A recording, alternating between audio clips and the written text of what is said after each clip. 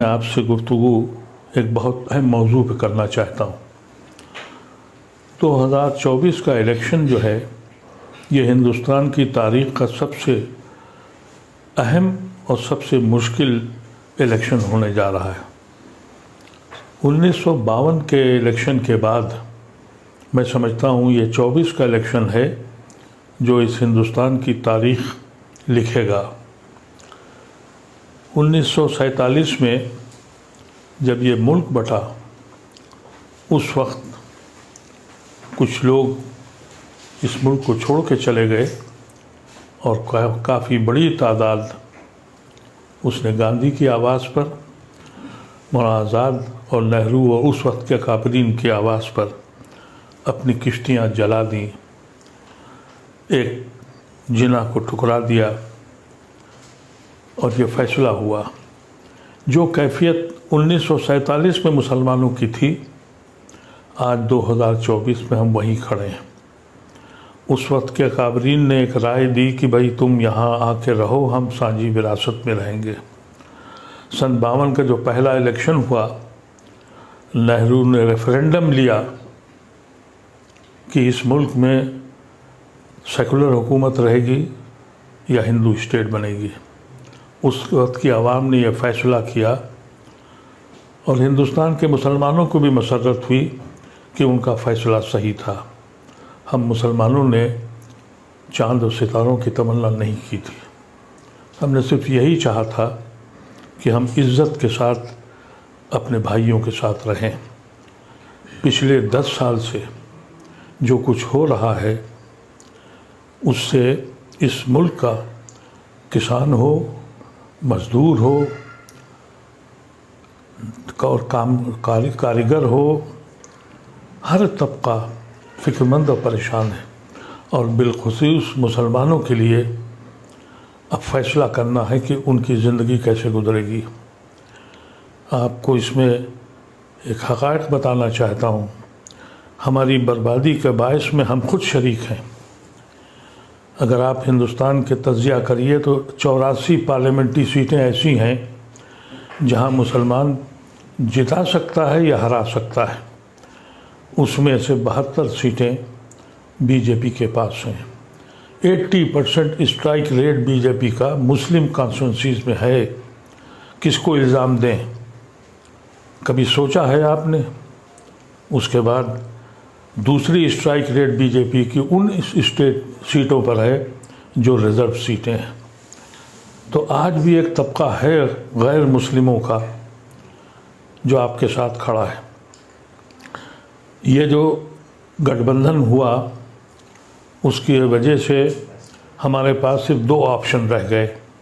ایک آپشن یہ ہے کہ اگر ہمیں اس ملک کو بچانا ہے اور اس ملک سے ہمارا تعلق یہاں کے آئین اور سنویدھان سے ہے، ایک طبقہ کھڑا ہوا ہے کہ ہم سنویدھان بنا بچائیں گے، اور دوسرا طبقہ یہ کہتا ہے کہ ہم سنویدھان بدلیں گے۔ اس میں ہمارا کیا رول ہے؟ اس کو سوچنے کی ضرورت ہے۔ آج کل طرح طریقے کی چیزیں آ رہی ہیں۔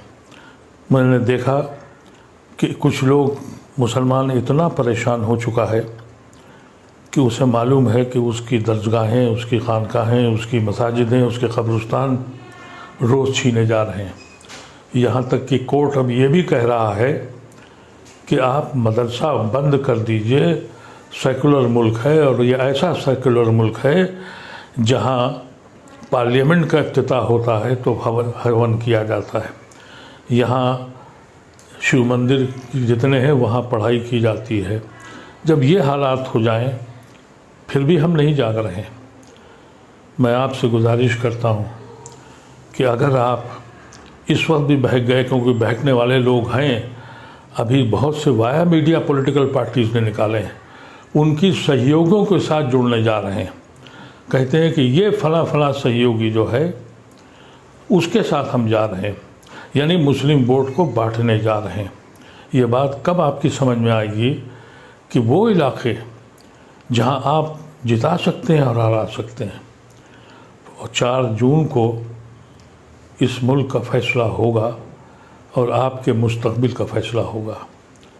میں آپ سے مدبرانہ خواہش کرتا ہوں، سوچنا شروع کیجیے۔ कभी सोचिए आप कि हम गुनहगार हैं या नहीं हैं, हम कहाँ खड़े हैं। कभी हम इनके भाइयों की हैसियत से हिंदुस्तान में रहते थे, आज उसी दर पे गुनहगारों की तरह बैठे हैं। सुबह और शाम हमको ये बताना पड़ता है कि हम देशभक्त हैं, देशद्रोही नहीं हैं। इतना सब होने के बाद भी मुसलमान सोच नहीं पा रहा है। और कुछ लोग हैं जो कहते हैं कि हम पासमंदा हैं और फलाना अशराफ है। जाकर देखिए उन अशराफ की कोठियों को और उनकी हवेलियों को जो जिन खंडरात में अब कबूतर के बसेरे हो रहे हैं। ये कभी देखा आपने? हुकूकत यह है कि पूरी मुस्लिम कौम पासमानदा है। अल्लाह तबारक व तआला मेरी ज़बान में इतना असर दे कि आपको दिलों में हिला सके। मेरे पास वो ज़बान नहीं है, मेरे पास वो कलम नहीं है जो आपको सोचने के लिए मजबूर करे। अगर आपने इस बार भी यही किया, अगर आप 5 सीटें भी कम, वोट भी कम कर सकते हैं, तो यकीन कीजिए कि आप मिल्लत पर और हिंदुस्तान पर एहसान करने जा रहे हैं। हमारा ताल्लुक़ इस मुल्क में हिंदुस्तान से सिर्फ़ आइन के साथ है। अगर आइन छीन गया, और जो छीना जा रहा है और एलानिया कहा जा रहा है, फिर भी समझ में नहीं आ रहा है। फिर भी कुछ लोग कहते ये हैं कि फलाने का वोट है, फलाने का वोट है। इस वक्त हमारे पास सिर्फ 2 ही ऑप्शन हैं। एक ऑप्शन ये है कि हम उन लोगों के साथ जाएं जिन्होंने आइन को बचाने की कोशिश की है, और उन लोगों की मुखालफत करें जिन्होंने हमें धोखा दिया है और जिन्होंने अपने मकसद के तहत जाके एनडीए के साथ गए हैं। इन लोगों को ख़ास तौर से आप अंदाज़ा कर लें कि इनके ख़िलाफ़ आप मुत्तहिद हो जाएं। अगर आप अपनी 84 सीटों में से 50 और 60 सीटें भी कम कर सकते हैं, तो ये मुल्क भी बच जाएगा और आप भी बच जाएंगे। अगर आपकी बात मेरी समझ में आ जाए तो खुदारा अपने साथियों से कहिए, उन तक पैगाम पहुँचाइए। यकीन कीजिए कि अगर आपने 5 वोट भी कम कर दिए तो ये कार खैर है, हमारा मुल्क बच जाएगा। मेरा दीन भी कहता है कि ज़ालिमों के हाथ रोको, तलवारों से अब नहीं रोक सकते, वोट से रोक सकते हैं। एक ज़ालिम जिन्होंने इस मुल्क को, ज़मीन को जहन्नुम बना दिया, और हम अपने घरों पर बैठे हुए हैं। अब बैठने की ज़रूरत नहीं है। अब सिर्फ ये फ़ैसला कीजिए, कोई हो, अगर ये जीत गए तो जो लोग आपके साथ हैं ये भी हमको किस्मत के हवाले करके छोड़ जाएंगे। कितने छोड़ गए, कुछ तो दौलत की लालच में, कुछ खौफ की लालच में। और अगर ये दोबारा जीत गए तो फिर वो जो बचे के जो सेकुलर हिंदू आपके साथ खड़े हैं, ये भी आपका दामन छोड़ देंगे। फिर आपके बच्चों का क्या हश्र होगा। और अगर आप जीत गए, इनको रोक लिया आपने, तो आपका वक़ार बुलंद हो जाएगा। आज आपकी हैसियत क्या है? कोई पॉलिटिकल पार्टी आपको घास नहीं डालती, आपको बुलाती नहीं है।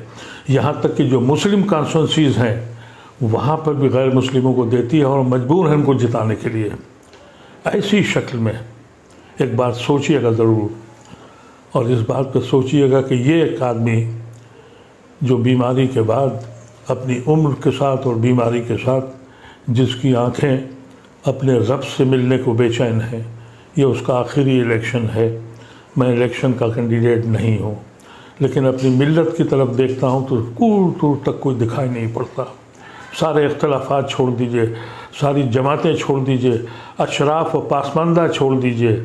सिर्फ़ एक फ़ैसला कीजिए कि इस मुल्क के कानून को, इस मुल्क के आइन को बचा लीजिए। हमारे बुज़ुर्गों ने इसी आइन की रोशनी में हमने अपने मुल्क को, एक मुस्लिम मुल्क को छोड़ दिया था। इतना सोचना ज़रूरी है। बहुत बहुत शुक्रिया। अगर आप मेरी आवाज़ से आप मुतमईन हो तो खुदारा अपने आवाज़ को दूसरों तक पहुंचा दीजिए, और इस पर सोचिएगा, सोचिए और फ़िक्र कीजिए और अमल कीजिए। बहुत बहुत शुक्रिया।